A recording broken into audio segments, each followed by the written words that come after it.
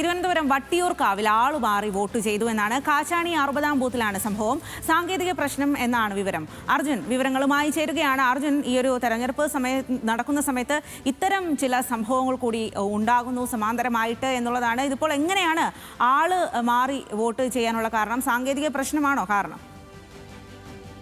സ്വാതി, സാങ്കേതിക പ്രശ്നം തന്നെയാണ്. ബൂത്തിലുണ്ടായിരുന്ന ഉദ്യോഗസ്ഥരും ഈ ബൂത്ത് ഏജന്റുമാരായിരിക്കുന്ന പാർട്ടിക്കാർക്കും ഉണ്ടായിട്ടുള്ള വീഴ്ച എന്ന് പറയാം. തിരുവനന്തപുരം വട്ടിയൂർക്കാവിലെ കാച്ചാണി 60-ാം ബൂത്തിലാണ് സംഭവം ഉണ്ടായിട്ടുള്ളത്. അവിടെ 504-ാം വോട്ടറായ സജി എസിന്റെ വോട്ടാണ് മറ്റൊരാൾ ചെയ്തത്. സജി വോട്ട് ചെയ്യാൻ വന്ന ഘട്ടത്തിലാണ് അത് നേരത്തെ തന്നെ വോട്ട് ചെയ്യപ്പെട്ടു എന്നുള്ള കാര്യം മനസ്സിലാക്കുന്നത്. സംഭവിച്ചത് ഇതാണ്. അതേ ബൂത്തിൽ സജി എന്ന പേരിൽ മറ്റൊരാൾ ഉണ്ടായിരുന്നു.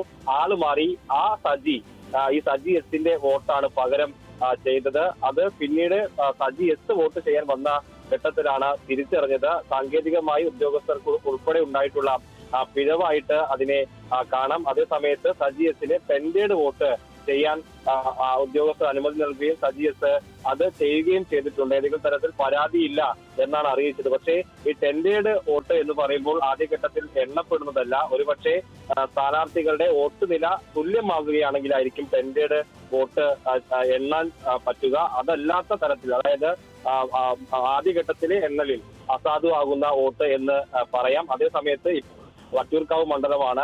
കോൺഗ്രസിലെ BJPയുടെ അല്ലെങ്കിൽ ഏതെങ്കിലും സ്ഥാനാർത്ഥികളുടെ വോട്ട് തുല്യമായി വന്നു കഴിഞ്ഞാലാണ് ടെൻഡേഡ് വോട്ട് എണ്ണപ്പെടുക.